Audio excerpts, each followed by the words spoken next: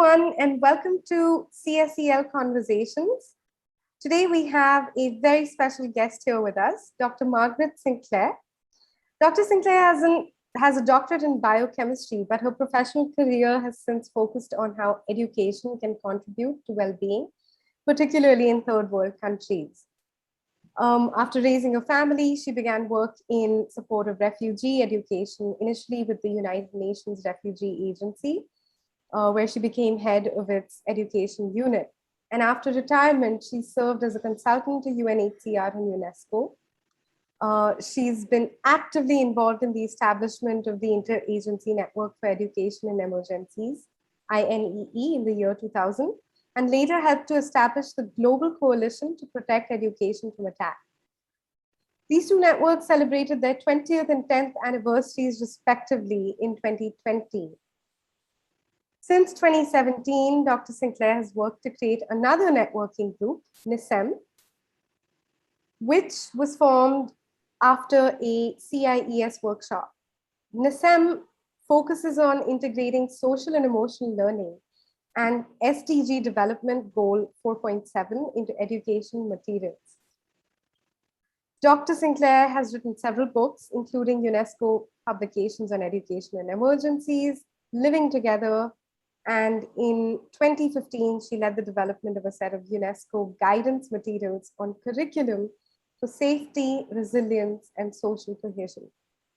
It is such an honor to have you here with us, Dr. Sinclair.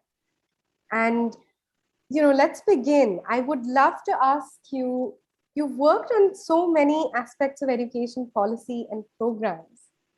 How did you come to be interested in social emotional learning? Well, let me just say that when I became interested in social and emotional learning, I didn't know that term. It's become so well known since the Collaborative for Academic Social and Emotional Learning got established in 1994. And it happened that in early 1994, I had gone to UNHCR, the refugee agency's headquarters, as you said, to work on education. So there was a new policy on refugee children set out just before I arrived. And one of the items there was consider peace education. So I didn't realize then that it was essentially social and emotional learning applied to peace. I asked somebody with experience of long years of experience of education in that sort of area. And I said, is it about nuclear weapons and those things? Because we used to talk about peace education as like getting rid of nuclear weapons and so on. He said, no. I said, that's not suited to refugee children. He said, no, it's about when the neighbor's wastewater comes into the garden of your house, how do you solve that problem? What skills do you have to solve that sort of problem? That's peace education, or education for conflict resolution. So that's how I fell into social and emotional learning, because the actual skills that our consultant developed as a framework, after talking a lot with refugees in the area we chose, which was in Kenya, refugee camps. That framework essentially is social and emotional learning skills and their application to living together in peace. So social and emotional learning can have many different names. It's often called life skills. That was used kind of as a polite way of saying education in against contracting HIV/AIDS, sex education essentially, and in a lot of countries that's not possible to include sex education in the curriculum, so they called it life skills, social and emotional learning to protect oneself from unwanted or unsafe or unwanted sex. So I've over the years, I've seen so many different terms for social and emotional learning, but I myself started with peace education. So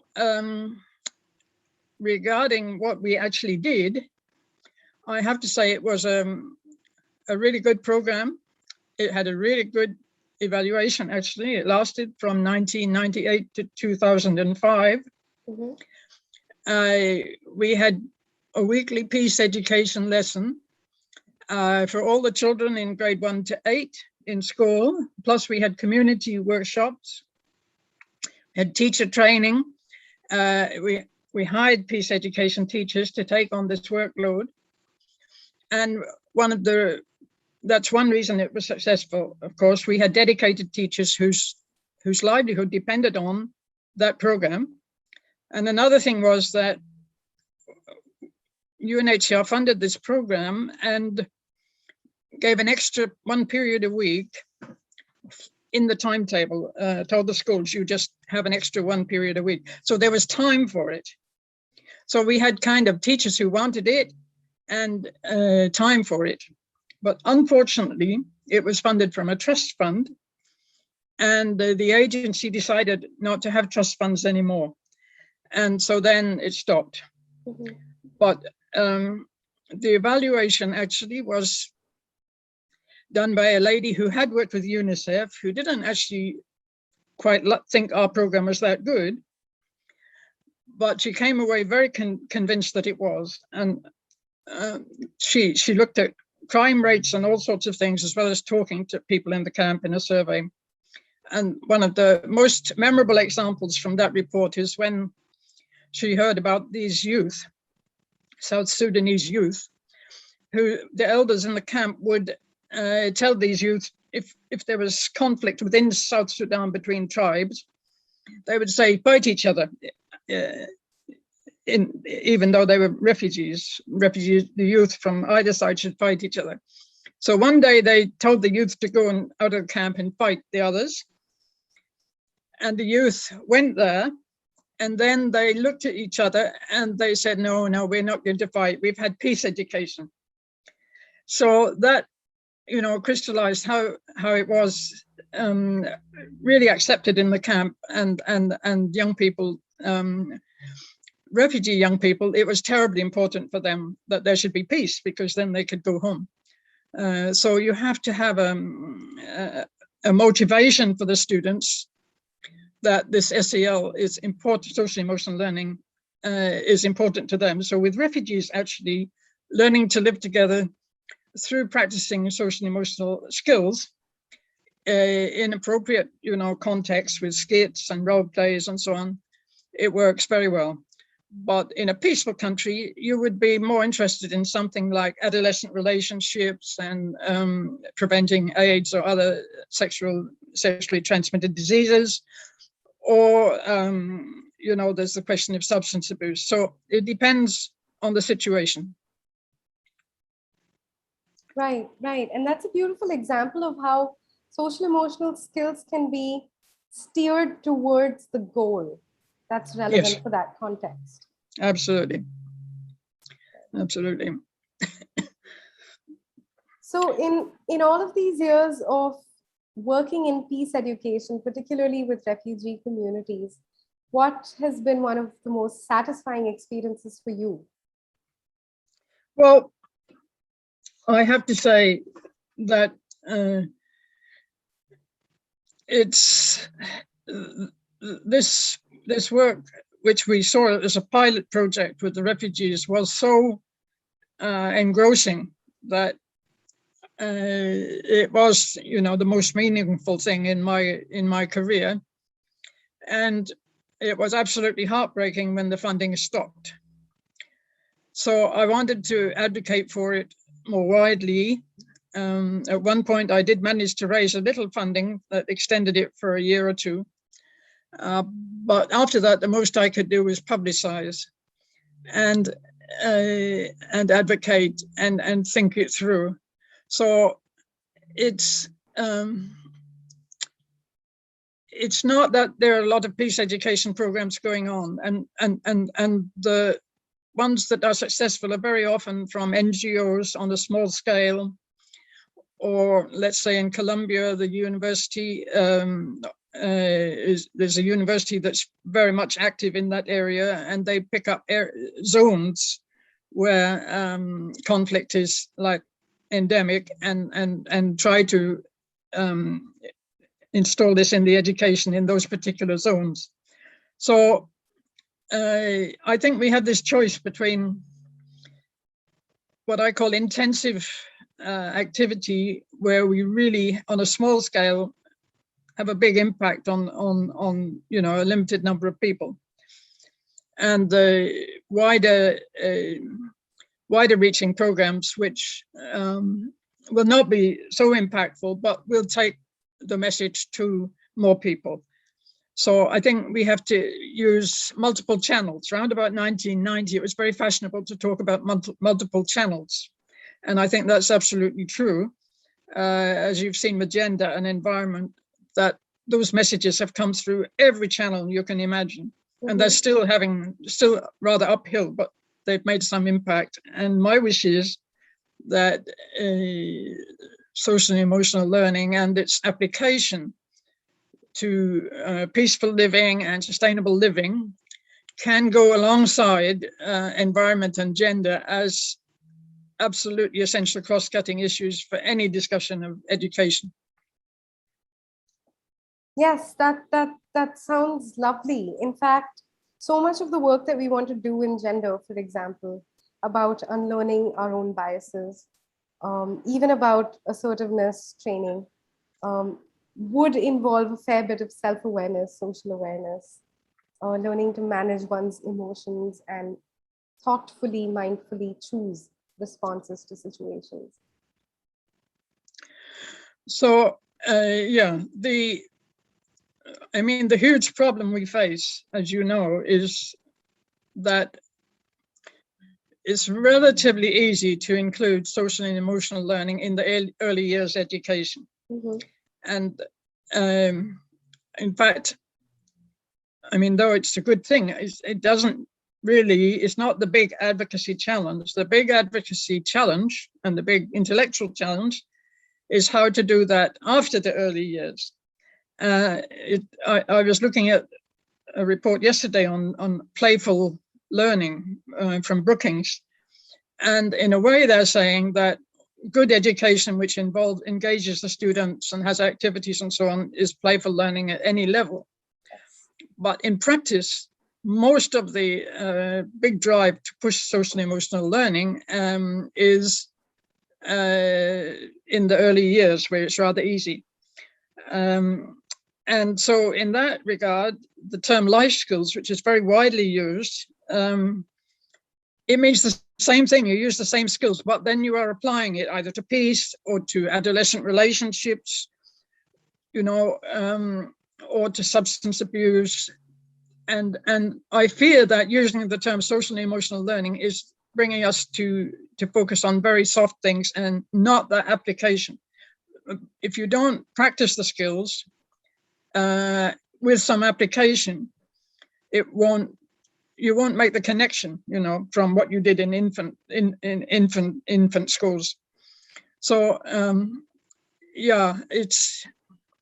it's a very, very big challenge how to make it work for the higher age groups. Right. I really appreciate your emphasis on practicing these skills in context. I find that a lot of SEL programs miss this link, where we're not thinking about, are the skills that we're teaching in the standalone SEL program in a classroom actually going to transfer when the child goes out on the playground and gets into a fight, or when this person gets into a job and can advocate for himself for a raise, and can have that negotiation be a peaceful but assertive interaction. And of course, to larger issues of gender equality or environment sustainability, or things like addictions. To that, I'm sorry. No, please. To that end, have there been certain programs that you've worked with that have yielded better impact than others?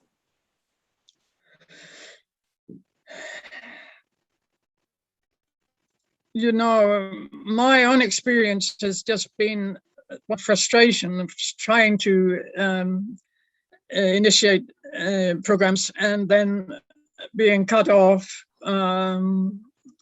So I can't give a very positive answer there, but I am absolutely sure that there are across the world so many good small-scale programs, and locally originating, having some sort of sustainability and cultural relevance. But what happens with the small programs is very much that they rely on a champion and sometimes on a particular source of funding. The most important thing is to have champions for these ideas, to make the most of what opportunities there are, and it's quite difficult to find. So right now, the champions for social and emotional learning are the people who are really motivated about early grade learning and how the brain is so much influenced in the early years, by the early years. So they're saying essentially, don't close the door on good social and emotional skills and learning in general by neglecting the early years. But they're not following through with what must happen after those early years to further develop and maintain and learn how to apply those things. Right. Your most recent venture, so to speak, is NISSEM, the networking to integrate SDG 4.7 and SEL into education materials. You're the co-founder of NISSEM, and I'm curious to know what led to the idea of NISSEM. Well, I just mentioned that you can have very intensive programs which will work very well, and I absolutely support them, and I support developing networks from, you know, successful ventures and trying to expand those networks. But at the same time, if you want to give a chance to every child to come across these concepts and skills, you need a different approach. And so that's where we looked at the potential of textbooks and teacher training, but especially what happens in the classroom. And you know, children spend so long looking at textbooks in the classroom and at home and sometimes in tutoring. So this is a way of reaching students and teachers with messages. It's not exciting in the way of face-to-face in, you know, emotional interactions that we had, for example, with the peace education program, where every lesson was an activity that engaged people's emotions, and it was fully discussed and the lessons drawn and the skills acknowledged. But if we can use textbooks to get out at least the basics of the core skills and the application in different areas, it will reach more people.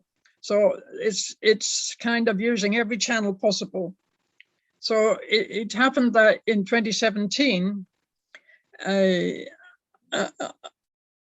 we had a workshop that was jointly organized with USAID's Education in Crisis and Conflict Network.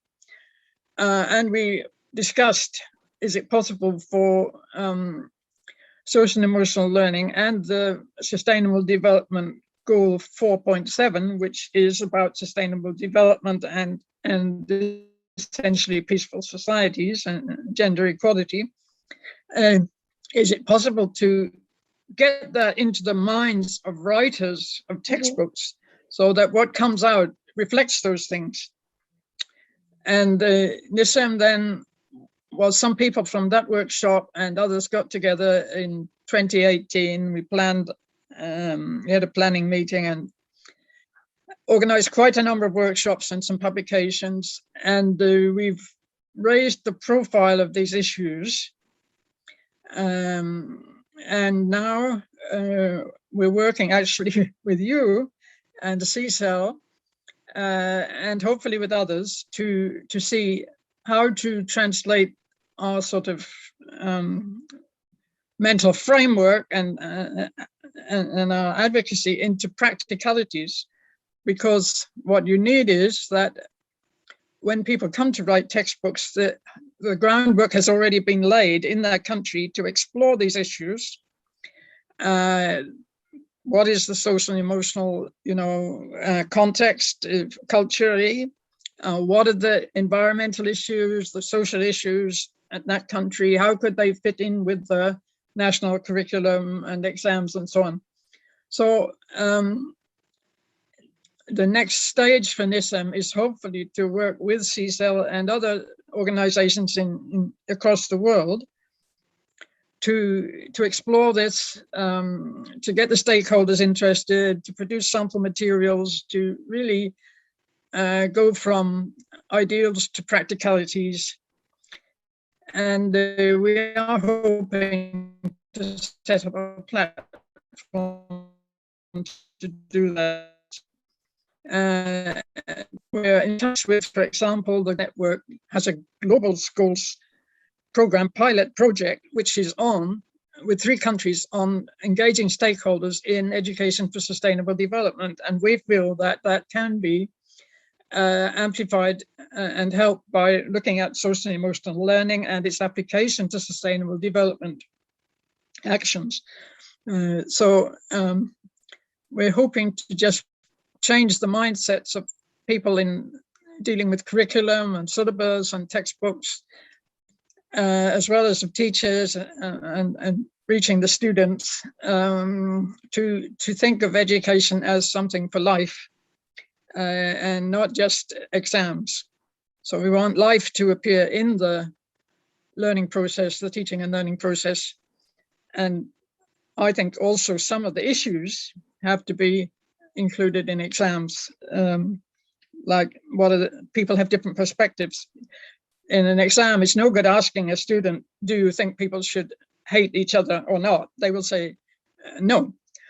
But if you ask what are the pros and cons of, and how do different stakeholders view a particular proposal, for example, for a reforestation project or an industrial project, then it becomes something you can examine, the pros and the cons. You could even have the stages of conflict resolution in an exam. It doesn't mean that the students would all be peaceful in real life, but at least you can equip them with those stages, and you can examine, what are the 5 steps in a conflict resolution process, for example. So, yeah, I want to see that the stakeholders across the world and the students and the teachers and everybody having this new mindset, which is a little bit more peaceful, a little bit more constructive, and equips them for a very uncertain future. I love so many things in what you just said, like bringing life into the classroom, bringing life into the topic that we're studying, truly means that making the content relevant and the pedagogy interactive, where students can also bring up real life experiences into the classroom and have space to discuss and reflect on. And the other thing that you talked about was how examinations need to reflect this change in pedagogies, because unless it's in our examinations and assessment systems, it's probably not going to reflect in the pedagogy on its own. And so if our exams could look different, where they could require students to display the skills that they have learned, not just the knowledge that they've learned about conflict resolution, but also the skills of how to take someone's perspective, what are the steps of conflict resolution, that I think would go a long way in transferring of those skills into their own lives when they step out on the playground, for example. Yes, well, an example from the pilot work we're doing with you is looking at how metals are extracted, not just what is a metal, but how are metals extracted, and the damage this does to the environment, to the livelihoods of some people, and so on and so forth. this could go into the syllabus. Metals, it's not just that metals have physical properties and chemical properties, but there are chemical and physical ways of extracting them. And so it will be hard to give time to that if it doesn't enter the syllabus that you have the physical properties, the chemical properties, and the extraction. And then you can have, well, what are the social perspectives in relation to who is affected by this activity? So I think we need this kind of discussion between the teachers and the students, the textbook writers, the syllabus writers, and the curriculum policy people, who all say nowadays that we want, good ideals like peace and sustainable development, but how does that go through to what happens in the classroom? So I think we need to have discussion and communication back and forth along those that spectrum, so that we identify what changes are needed in the syllabus, and if that's difficult to make those changes, we reflect in the curriculum that those changes are wanted. It's a big task. It is. I wonder, what in your experience have been challenges to bringing this to life? I assume lack of political will could be one, but I'd love to hear from your experience. The political framework is often difficult. We need, in a national school system, we need a curriculum or a syllabus and textbooks that are acceptable to everybody, almost everybody in that country. It's no good having textbooks that advocate for something rather, radical, and then the next government cuts that out and puts in something else and so on. So that's what I like about social and emotional learning, is that it's something which we can kind of say is fundamental to child development. It's not political.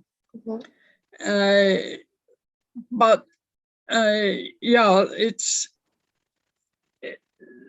curriculum, textbooks, everything are so political that it's really hard to see how changes can be sustainable, and so again, it's a matter of kind of getting it into people's heads, like with gender and with environment, that this is something broad and not something which is one-sided and should be done away with by the incoming next government.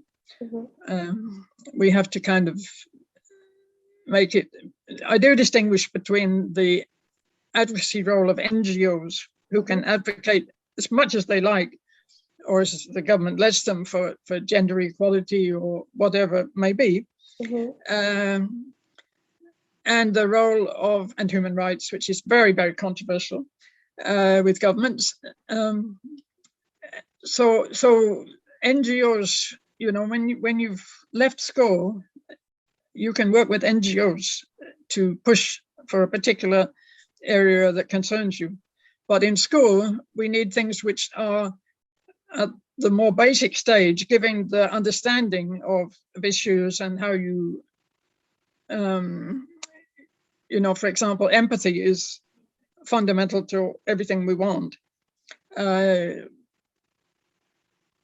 Remembering empathy is important when we're talking about the environment or disability or the various issues in society, pollution and so on.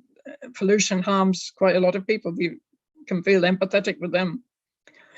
So we need to have the fundamental skills and values and apply them in moderate ways, middle of the road ways in the school curriculum. And then it's for NGOs to advocate on specific things. And then, the children who have come out of the school, they are able to select which issues they would like to be active on, if they wish to be active, and they can understand what is being said. Right. But in the end, it's actually up to everybody to make an effort to behave as decently as they can, and there'll never be a permanent solution. It's in England we say it's like painting the Forth Bridge, which is very long, and the painters, when they've painted the whole bridge, have to start again at the where they had started before. So just have to continually, all of us have to continually work at trying to make the world a little more humane and help the children to do that. What is your vision for scaling up social emotional learning in low and middle income countries? Anything beyond what you've shared already?